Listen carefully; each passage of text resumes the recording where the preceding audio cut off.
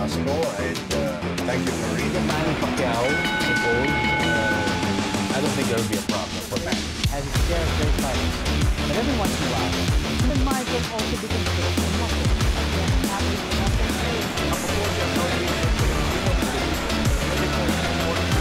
Only here on Para sa Bayan.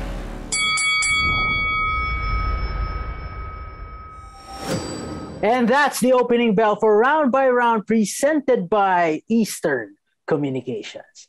Mabuhay Pilipinas, welcome world. I'm Nisi Casiano. And I'm Ryan Sangalia. Boyet Sun joins us later on in the show.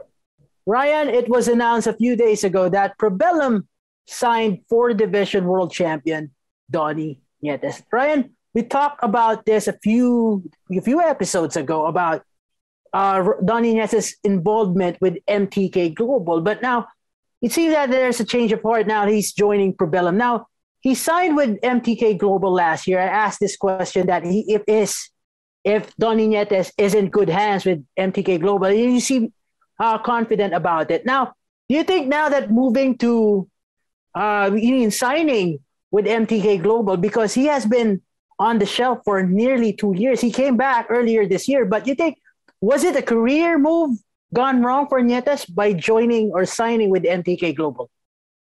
I don't think so, because at that time he needed to get back in the ring, and it's hard when you're talking about 115-pound fighters. Who is going to be the best fit, for a fighter where you don't have a lot of television support? You don't see a whole lot of 115-pounders headlining fights. So I think that it was really about, at that time, it seemed like the best deal for him. They had the deal with D4G Promotions, and, the idea I felt was to just get him busy. Now, it didn't pan out the way it should have, because when you have a fighter like Nietes, who's at that age and, has a lot of ring rust, you want to see the guy fighting every 2 to 3 months, really, especially at that level of competition. So it didn't pan out the way it should have, but it's hard to look back and say, oh, that's not a great fit, wasn't a great deal, because the MTK had fighters at and around those weights that would have been good matchups for Nietes.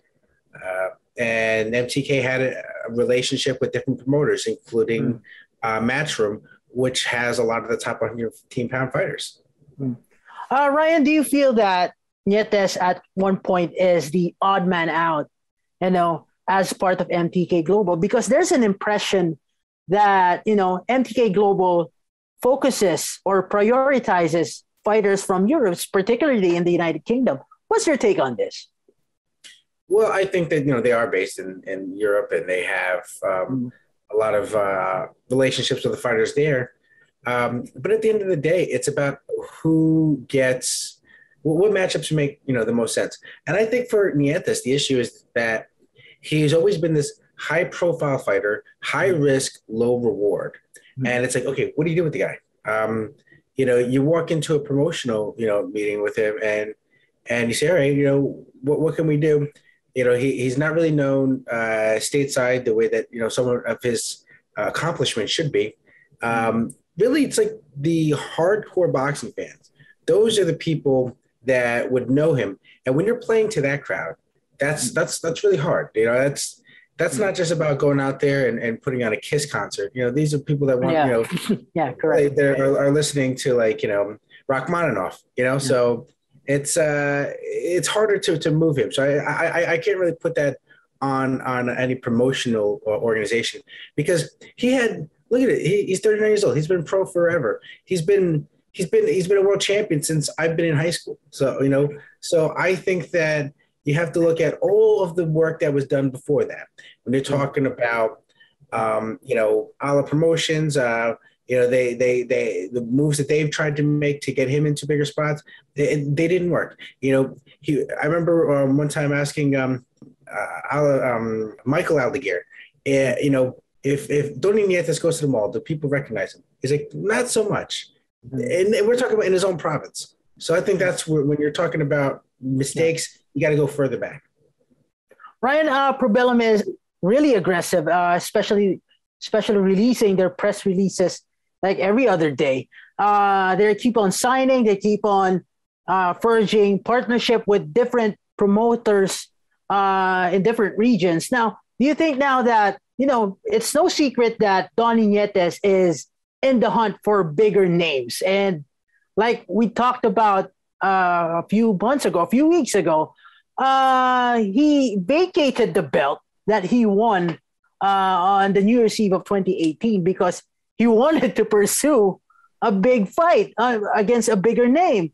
Now, it seemed that it backfired on him. Now, do you think that being part of Probellum provides better opportunities for him, particularly that Probellum has it seems like they have a wider network now?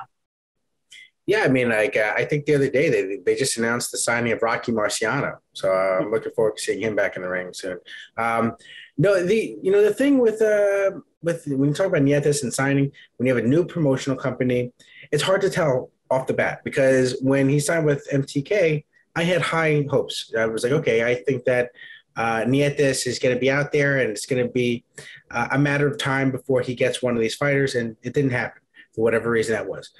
Now, with Probellum, I think it's great that they're working aggressively. They have a lot of relationships with promoters.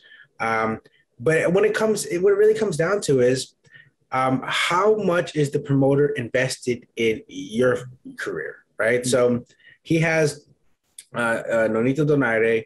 We're talking about Probellum. Regis Prograis. He's got a couple fighters. And does he get moved to the back of the line? Are the people underneath Richard Schaefer, are they invested in getting him the biggest deals? That's what's going to come down to. I know that they just signed Mike Altamora, who is one of the best boxing minds in all of the sport. He's working things behind the scenes.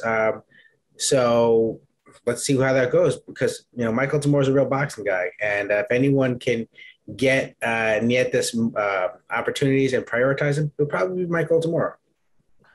Richard Schaefer, the man behind Probellum, is the type of guy, is the type of promoter who could work with other promotions. He's that versatile. Do you think he could be the instrument to giving Donnie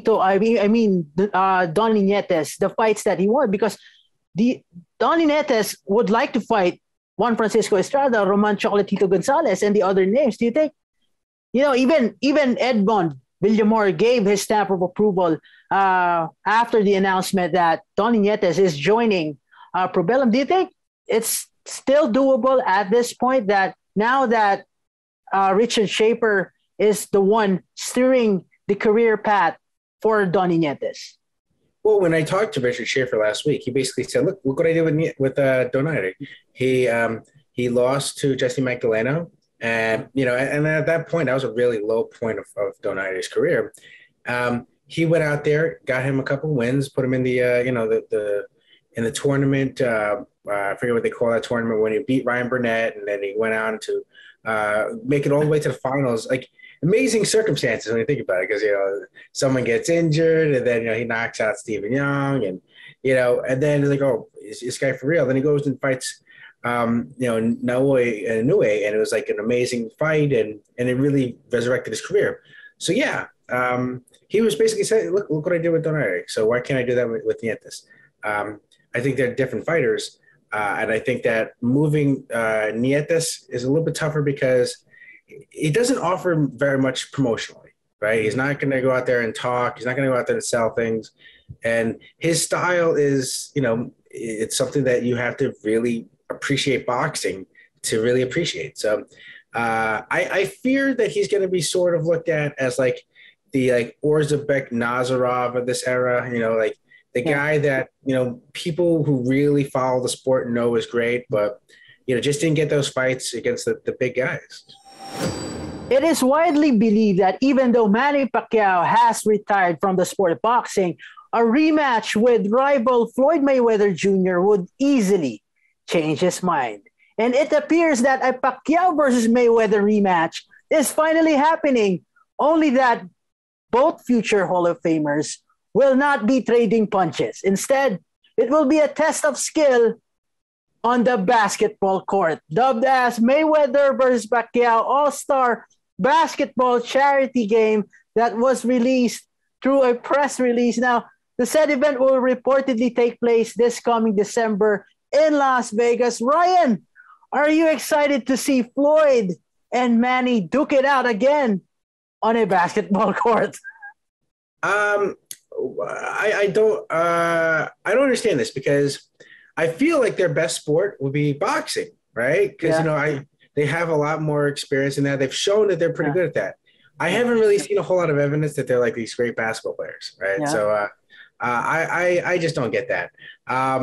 But they're going to be making their own teams. I think that if you want to make this interesting, the players should only be boxers. I want to see because all right, if I'm drawing up a team for Manny Pacquiao, first off, you got to go with who you know, right? So I think that of Pacquiao's current MP Promotions roster, probably Mark McSile is the best basketball player he has, right? So I would put him, first off, put him at the point guard position. Manny, I know he likes to spot up and shoot threes. Yeah. So especially in transition, especially when you're down by 20 or whatever. I think but don't discount Floyd Mayweather's squad too, because he has a lot of players, and I think that you can get. He should go back in the day, gets David Sample. He was a pretty good basketball player. Yeah. Let me remind the people that the show is entitled Round by Round, not Inside Stuff. Now, Ryan, let me change your opinion. Do you still feel the excitement that Manny Pacquiao, especially that Manny Pacquiao said yesterday that he's thinking of tapping your favorite NBA player, Allen Iverson, to play for his team? First off, my favorite player is John Starks, okay? He just doesn't happen to go to Manila as much. But I think that, Allen Iverson play, we're not talking about practice, we're talking about exhibition. I think that's going to be pretty interesting. If you can get Allen Iverson to actually get on the court and do stuff, that would be worth the price of admission. Because I remember when Allen Iverson went to Manila, he trolled one reporter. Someone said, "Oh, is there a possibility that I can watch you play?" And he said, "Yeah, sure. Go on YouTube. You can watch me all day." Ryan, everyone seems to jump on the gravy train of novelty fights, crossover fights, whatever you want to call it. But this charity event, do you think boxers will do a crossover now from the ring to the court with this kind of charity event? Do you think it will just spark a new trend now? Well, here's the thing. If you're doing exhibitions, why don't we get into – we have all these guys who are doing exhibitions. We should get into their world, all right? Yeah. We should take over gaming, I want to see, let's get, I don't know, Josh Taylor, right? Yeah. And he can go in there against Deontay Wilder, and they can play Fight Night, and we can have all these people watching, right? And hey, listen, if it's controversial finish, we could take it to Halo. We could go and play NBA 2K. Listen, we should be taking over their realm. You know what I mean? So I think that if we're going to get into exhibitions, if we're going to get into the silliness, let's go and take the war to the YouTubers.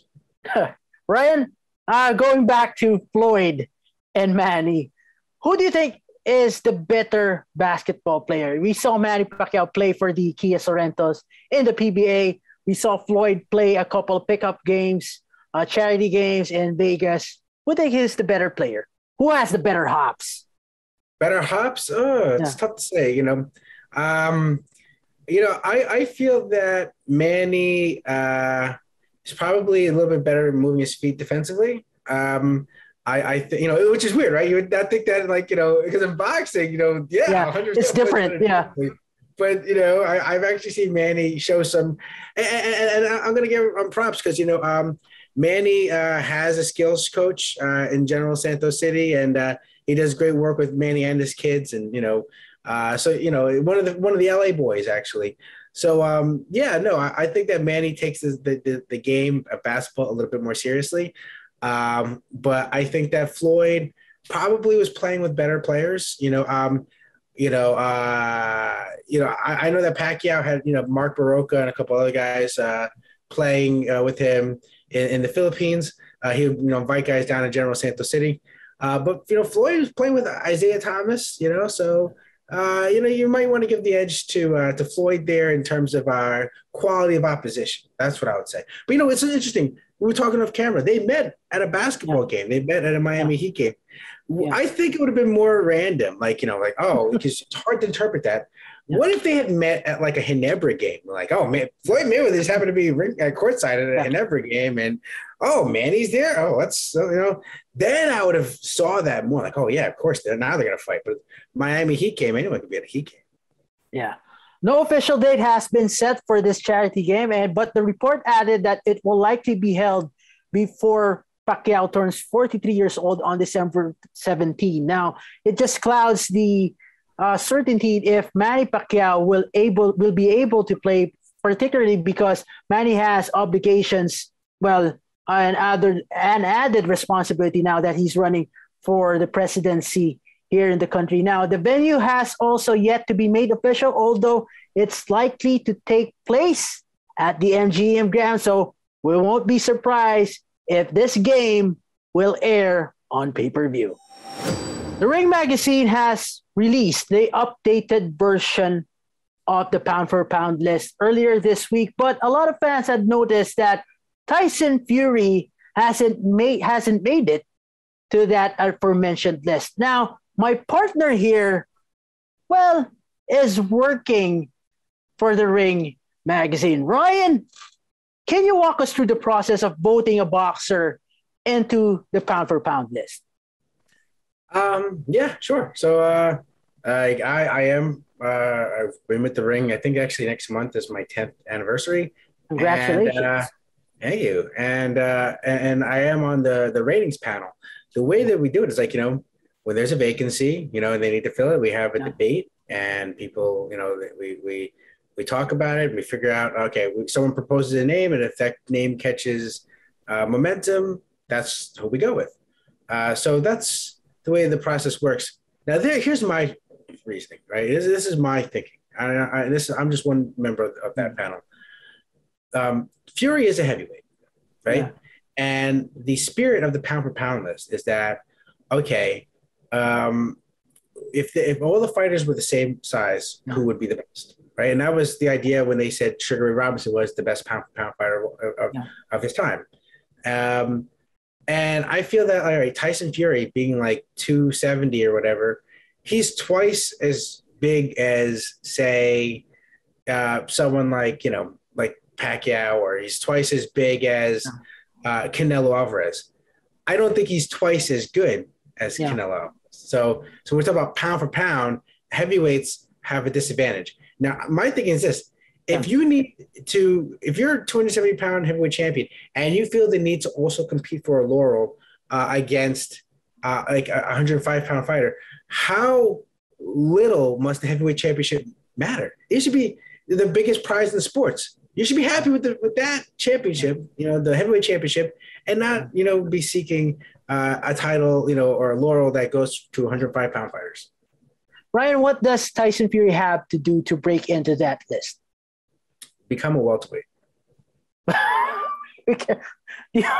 Seriously, but in terms of in terms of fighting a quality opponent, he fought a quality opponent, a great fight against Deontay Wilder. Do you think it would merit if he fought the likes of Anthony Joshua, at least Alexander Usyk, in his next fight, just to be part of that list? I'm sure that there would be people who would say, yeah, sure, because in terms of his accomplishments and everything like that, because that's another thing to weigh. Because it's like, is it ability? Is it accomplishments? That's the sort of thing that people look at, and I think a lot of people now are tending towards accomplishments. But yeah, for me, I don't think heavyweights have any place there. For our next segment, we turn it over to our colleague, Boyet Sun. Ladies and gentlemen, on this edition of our program, we're very fortunate that tayo po ay napakapalad na makapanayam ang isa sa mga tinitigalang boksingero dito sa Pilipinas, former WBO Oriental Bantamweight Champion Aston Palicte at ang kanyang manager na si Jason Sung. Magandang araw sa inyong dalawa. Let me throw the first question kay Aston. Aston, it's been almost 1 year na huli kang lumaban. Anong ginagawa mo para mapanatili yung kondisyon mo? Una sir, basketball lang po noong time yan. Puro ko basketball. Umaga po takbo, tapos hapon basketball. Ayan lang sir, pawis. Hindi naman ba mahirap na yung mental health mo na hindi mo alam kung ano nangyayari dahil may pandemic, di ba? Wala kang kasiguraduhan kung ano nangyayari at anong pwede mangyari. Mayroon bang mga panahon na medyo nagdududa ka na sa kung anong pwede mangyari habang tayo lahat ay nasa ilalim ng isang pandemya? Yun sir, nung kalagitnaan na nun, parang ayaw ko nga kaya yung ginawa ko nun, hindi mo na ako nagpapawis. Tapos nagtanim ako ng mga gulay doon, yung mga kaibigan, yung mga lupa kasi. So yun, 23 pa namin. Pero dumating naman yung time na na bumalik na lang ang boxing, hinahanap ng katawan ko Kaya yun, training na lang ang training. Hindi ka ba rin nababahala na kumbaga sa nangyayari ngayon meron kang doubts kung makakabalik pang boxing mo hindi? Pumasok ba sa isip mo yun? Yes sir, pumasok na po nung time na marami nag-chat sa akin at yun Sir Jason, palagi na mag-contact. Yung mga tao na ayun, gusto rin ako magkita sa taas ng ring doon. Yung sabi ko na siguro kailangan ko nang bumalik ng boxing at kaya ko maglaro ng boxing. Okay, Jason, just to follow up on that question to Aston. When the pandemic came in, of course, all sports were like on the back burner. How did you see the landscape at that point and to this day? How do you think it's progressing? Wala. When it happened, stand still talaga. Parang kaya I told Aston, break ka muna. Don't think of boxing muna. Diba? Take care of yourself. Pero hirap kasi I knew na pagbabalik yung boxing, problema dyan, kalaban dyan, gastos Parang daming mga things, daming mga requirements yung just to travel, ang daming requirements. So naisip ko, pagbalik ng boxing, sigurado doon kami matatamaan. So true enough, at mga fights during the pandemic, yung usual budget namin, at least double, triple yung gastos. So yung mga basic na fight na dapat X amount. Ngayon, times 3 kasi may quarantine ganito, testing, and it's just hard financially and mentally. Yun. And now it's improving, pero yung gastos malaki pa rin. So yung gastos, diba? Yung gastos talaga ang naging stumbling block. Pero mabalik ako kay Aston. Aston, ngayon na nagsisimula ka lang ulit na bumalik sa boxing. Nagsimula ka na bumalik sa boxing. Ano ang mga bagay-bagay na na-realize mo habang bumabalik ka? Ano yung medyo sabi, uy, nakalimutan ko to Uy, ngayon, pwede ko nang i-improve to. Ano yung mga bagay na ganun? Sa ano lang po sir, sa training lang po talaga. Kasi pinakamalaking tulong sa akin yung dating mga talo ko yung mga nagawa sa training, kung ano pa kailangan improve. So, mas doon ako naliliwanagan na kailangan, doon ko rin nakita yung mga mali ko Kaya yung ngayon, yung mga laban ngayon, siguro nung start ako bumalik ng gym, yun na yung palagi naisip ko na kailangan kong gawin yun, yung mga mali na ginawa. Parang kung ano yung weakness ko, kailangan ko i-improve. At yun, kailangan i-double ko ano yung dati.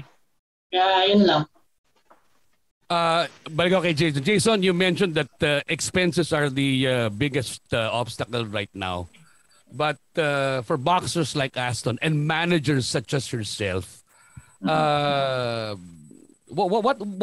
are the things that really are stumbling blocks if you want to go back into the boxing scene? I don't know about the others, pero sa akin, it's the visa to the States. Yeah. So, laking gastos nun, paid for everything, okay na. Problema nga lang, hindi kami makaschedule sa US Embassy. So parang ready lahat, pinagastusan mo na. Kasi yung goal naman ng boxing is to go overseas eh. So yun talaga yung goal namin eh. So, but till we leave, busy kami dito. Pero ready na, yung mga lower states, approved na lahat. Ano lang talaga, yung filing lang mismo ng visa here, locally. Pero wala eh. Emailing, calling, hindi kami makaschedule. So that's one stumbling block for me. Pero once we get to the States, parang madali na eh. Parang lahat mga boxers na busy, lahat sila sa States eh. Laban lang ng laban. Totoo yun. Yeah, so konting tiis, pero pagdating doon, bawi-bawi naman. So that's what we're preparing for. Okay. Two more questions, more or less. But let me now ask, ito si Aston, meron ka nalalapit na laban darating na Biyernes sa Jenska. Mga kalaban mo si Roland Biendima sa Sandman Gym. Anong makikita ng mga manonood doon sa laban after an absence of almost a year dito kay Aston Palicte? Anong makikita namin kay Aston Palicte? Sa totoo lang sir, lahat na laban kan get dito lang. Talaga yung focus ko 100%, 101% kasi kailangan bumawi yung nasa manager ko eh. So hindi ko una sa manager ko, pangalawa sa mga super sa mga tao at tiwala sa akin. Kailangan kong gawin yung best of the best ko yan sa pagbabalik. Kasi last na eh. So, kung ano yung mga dati ko, kahit nakita nila na kahit local lang, joke lang lang. So ngayon, yung training ko, doble ko kahit dito lang. Yung gaya na sinabi ko kasi para sa mga manager ko eh, na yun, tiwala nila sa akin na bumalik ako, kailangan ko silang pakitaan na yun, 100% talaga yung utak ko sa boxing, yung focus sa boxing na eh. Okay, gentlemen, tapos na oras natin. Maraming salamat sa inyong dalawa sa pagpapaunlak nyo sa interview nito. Alam ko medyo maiksi, pero kung sana pagbibigyan nyo kami magkaroon ng interview, pagkatapos ng laban mo, sana makausap kayo namin ulit. Sige. Maraming salamat, Jason Sung, at maraming salamat, former WBO Oriental Bantamweight Champion, ang nag-iisang Aston Palicte. It's time for our Fearless Fighter of the Day, brought to you by Eastern Communications. And he's none other than Arvin Magramo from Parañaque City, Metro Manila. The 24-year-old Southpaw holds a record of 13 wins, 1 loss, and 1 draw, with 9 victories by way of knockout. And most recently, he captured the vacant WBO Oriental Light Flyweight title, beating Jerry Francisco by TKO. And that's our Eastern Communications Fearless Fighter of the Day.